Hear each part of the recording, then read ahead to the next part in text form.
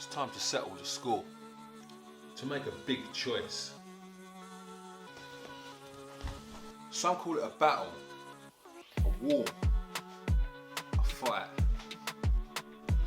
But we call it the dispute, where we go back and forth to give you our best opinion on who Arsenal should sign in the summer transfer window. And then we leave it for you to decide. So welcome to the transfer exchange, the dispute. Today we have three top class strikers, Odsonne Édouard, Jonathan David and Luka Jović. You'll hear arguments from our three well-informed resident scouts. Alright, they're not actual scouts, but they're my scouts, and they know their stuff.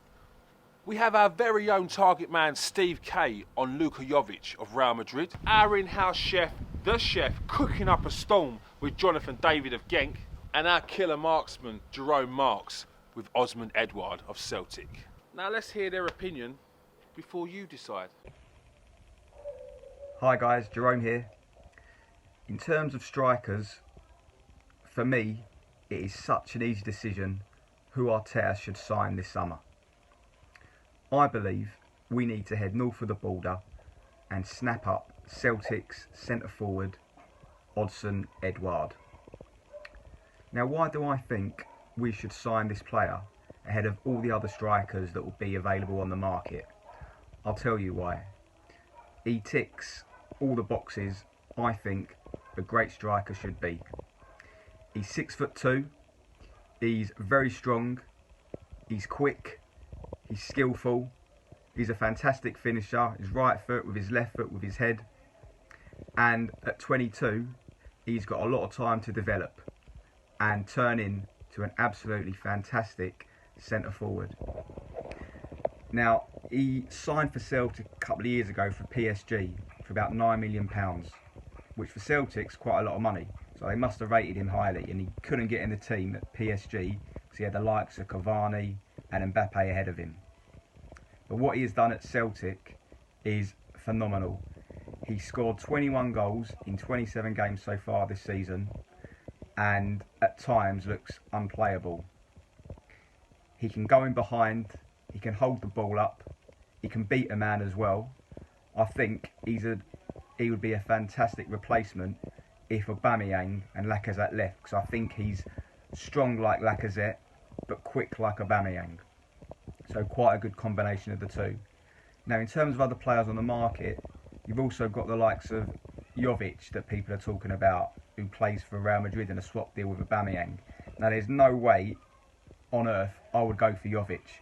He's had a stinker of a season at Real Madrid. He's only scored a couple of goals, and if he was that good, would Real Madrid really be offering him to us as a replacement for Aubameyang, who's I think 9 years older, or 8 or 9 years older? Nah, I don't think so. Not for me. For the international side, Édouard's scored I think 11 goals in 6 games for the under-21s, and he will, and when he makes his debut for the full French side, watch out, because he's going to score quite a few goals for them as well. This is a guy I think we could get for a reasonable amount of money, especially if we sell some players that we've already got that are worth a bit of money, such as Lacazette and Aubameyang, and maybe a couple more. But I think this player's got the lot. He's going to, wherever he goes, because he will leave Celtic at some point, he's definitely going to be a name to remember. So you heard it here first. Forget your Jović's, forget any other strikers available. This is the guy that should be Arsenal's new centre forward. And as he would say, Allez Le Rouge. Today I'm going to tell you why Luka Jović should be signed for Arsenal, other than what my two colleagues are going to try to convince you that they should be signed. The one they're going to quickly, because I don't want to waste my breath too much on them, is one of them is going to tell you Eduardo. He plays for Celtic. Decent record, decent goal scorer against Scottish defences. So just forget about it from there, shall we? Jonathan David, big, strong, decent goal scorer, Canadian. I mean, but come on now, let's face it. What's ever been good that's come out of Canada? Justin Bieber? There you go, need I say more? So let's get back to the real deal. Luka Jović, 22 years old, the Serbian Beast is his nickname. Signed from Eintracht Frankfurt, 27 goals in 48 games. Prolific, one every 2 games. He was the only ever player to score 5 goals in the Bundesliga. Never ever been done. Even by the great Robert Lewandowski.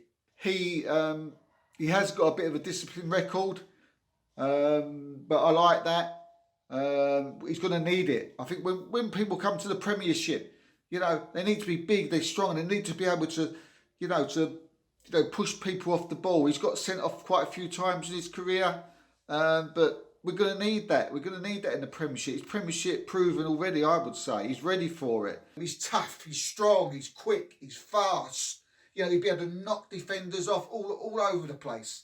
We're going to get him could easily get him for about 50 million euro, which I think is a steal. Fair enough, he hasn't actually hit it off with Real Madrid.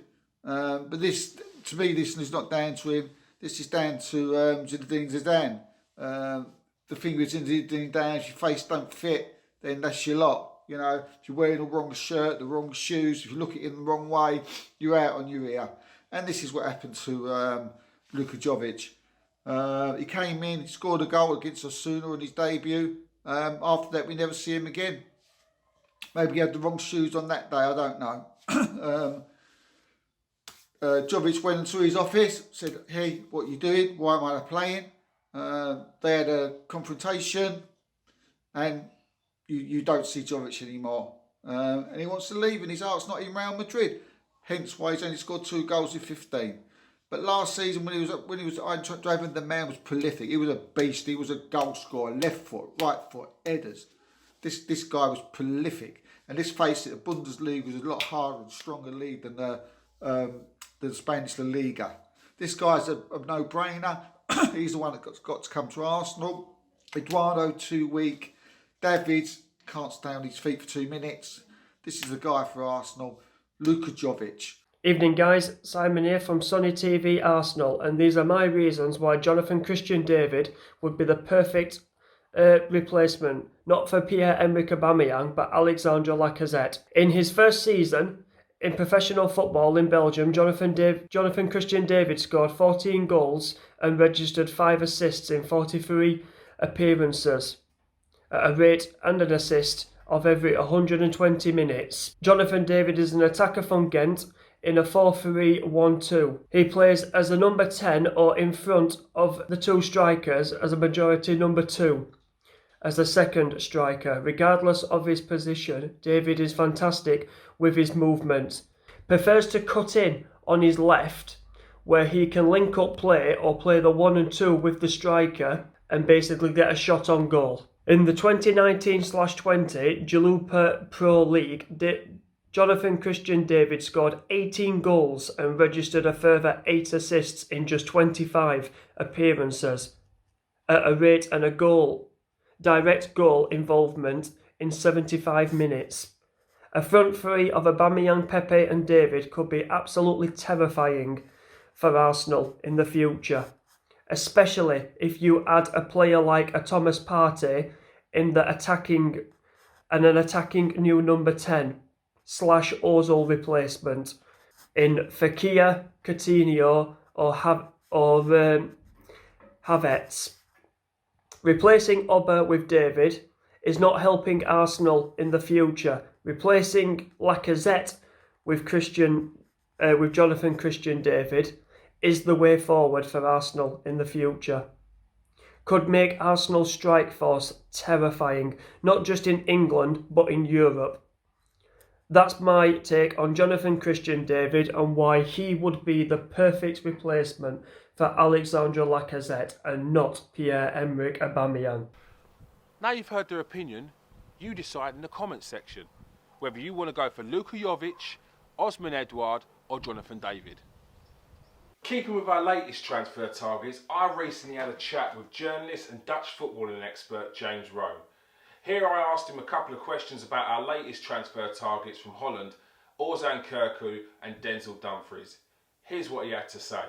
One person who we've been linked with quite heavily is Orkun Kaku of Feyenoord. Yeah. Even Dick Advocat said that we've actually approached Feyenoord about his services.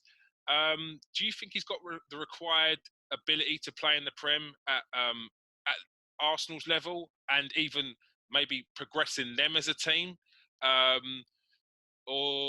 And how real do you think the speculation with him coming to Arsenal is? I think this speculation is quite real. I think there was talk of it quite some time ago.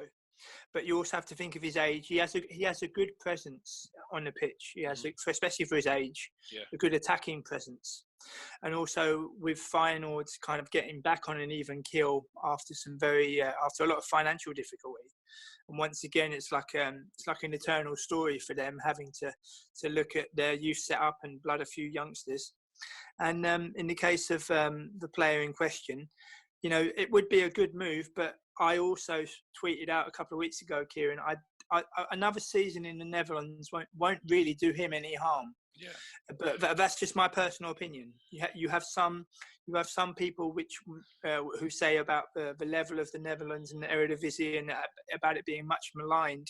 But it's an acquired taste. It always has been. And as someone who's watched the Eredivisie for more than a decade firsthand, there's always some very, very good youth players. But some take the step to go abroad too early. Yeah. And the most important thing, especially in this current climate, the most important thing is that the player is going to play on a regular basis. Yeah. Because there's been many, for example, who have not chosen wisely and kind of like fallen by the wayside a little bit.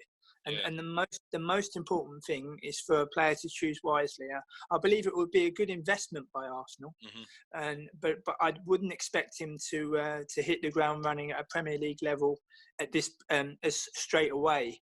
Because the tactical awareness needed in the Premier League is completely different to the tactical awareness needed in the Eredivisie. Yeah. So for example, my personal opinion would be, try to buy him if we can, and then loan him to Feyenoord for another season, because I think that would do him. I think that would do him good, and then Arsenal will have him a bit like what they've done with Saliba. Yeah, I think that could be a good set. But the most important thing here, and I've been an Arsenal fan for more than 30 years. What we have to do is we have to stop buying names and start to look at characteristics. Like for example with Denzel Dumfries, the right back at PSV. I was just about to talk about him, but carry on. Not all the time. Obviously, I know Robbie from Arsenal Fan TV. A couple of times, I've spoken to Robbie on Arsenal Fan TV. Not every single game, just every now and again when I'm over. And I came to Cardiff, Arsenal Cardiff, back in last January 2019, and Robbie was saying to me about, you live in the Netherlands, James. Are there any players that we should be looking at? And I mentioned Dumfries even then. I said, he's very young. I said he doesn't look out of place at international level. I actually interviewed a former teammate of his who said that he was very much a late bloomer. Oh. There was always potential there when he was at Sparta, because he came through. He was one of the recent players, Kieran, to come through the old-fashioned route. Like he started out at, he got promoted with Sparta Rotterdam. He went to Heerenveen, and then he went from Heerenveen to PSV. And he's recently received the captaincy of PSV, but that's more due to like injuries and backroom squabbles and things. But I think Dumfries would be an excellent player. But as I say, I championed him in 2019, and then all of a sudden it's kind of coming out of the woodwork. But I think he might well move. He doesn't look out of place at international level. Certainly does not, especially in the Nations League games against Germany at home. He was imperious, but the price tag I think might be, I don't know, between maybe 10 and 15 perhaps, but depending on. That's pretty good. But would you see him as a replacement for Bellerin or as a competition for Bellerin? I think it depends what Bellerin does. I know that Bellerin has been linked with Atletico and Sevilla, But if it could be a replacement for Bellerin. He's more defensively solid. He does attack. He does attack well, but he's kind of growing now. You see, like before, he would always go down and going down the wings. Now he's a lot more assured, and to be captain of PSV is no mean feat. Make sure you catch me, Jerome, Steve, and the chef on next week's show, where we're joined by Dutch footballing expert and journalist James Rowe, where you can ask him any questions on Dutch football, Scottish football, Spanish football. I mean, this guy knows a lot. He knows his stuff. You can ask him questions, and obviously the residents their questions. And of course, don't forget to tune into next week's show, where we dispute who could be the new centre-backs at Arsenal. Thanks for watching. Stay safe. Peace out.